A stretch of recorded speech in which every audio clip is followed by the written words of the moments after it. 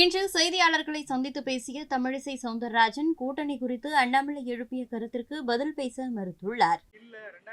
அது அண்ணாமலையின் கருத்து, அவர்கிட்ட கேட்டுக்கோங்க.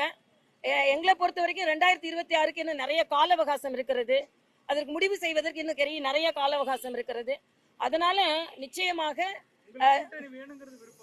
இல்ல, எனக்கு வேணும், நான் அதான் சொல்றேன். எனக்கு வேணும் வேண்டானே ஒண்ணும் கிடையாது. எங்களோட தனிப்பட்ட கருத்து விருப்பே அரசியல்ல கிடையாது. வியூகம், அது ஒரு வியூகம்.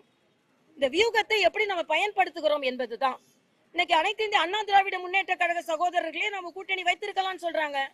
எங்களோட கட்சி தலைவரும் வைத்திருக்கலாம்னு சொல்லியிருக்காங்க. இது யதார்த்தமான உண்மைதான். இன்னைக்கு நான் மறுபடியும் சொல்றேன், திராவிட முன்னேற்ற கழகம் உங்கள் ஆட்சியினால் அவர்கள் வெற்றி பெறவில்லை. இங்கே உள்ள வாக்குகள் பிரிந்ததனால் அவர்கள் வெற்றி பெற்றிருக்கிறார்கள். 7% வாக்குகளை அவர்கள் இழந்திருக்கிறார்கள். இல்ல, அதுதான் நாங்க இது தவறுன்னு நான் சொல்ல மாட்டேன். வியூகம் சில நேரம். ஆனா இப்போ 2026 கூட்டணியை பற்றி பேசுவதற்கு என்னை பொறுத்த மட்டில், மாநில தலைவர் என்ன சொன்னாரு எனக்கு தெரியாது, என்னை பொறுத்த மட்டில் இப்பொழுது நேர கால அவகாசம் இன்னும் இருக்கிறது.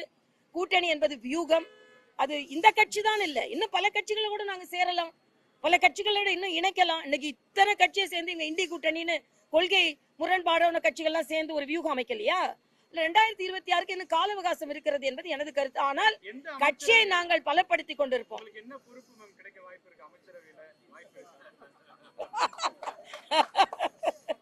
நாங்க எதையுமே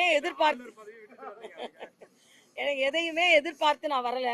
கட்சி பணியாற்ற தான் வந்தேன். இல்லைன்னா அங்க தேர்ந்தெடுக்கப்பட்டவங்க அலுவலகம் திறக்கிறதுக்கு முன்னாடி நாங்க அலுவலகம் திறப்போமா? ஏன்னா அது மிகப்பெரிய சிம்மாசனம் மக்கள் மனசுதான்.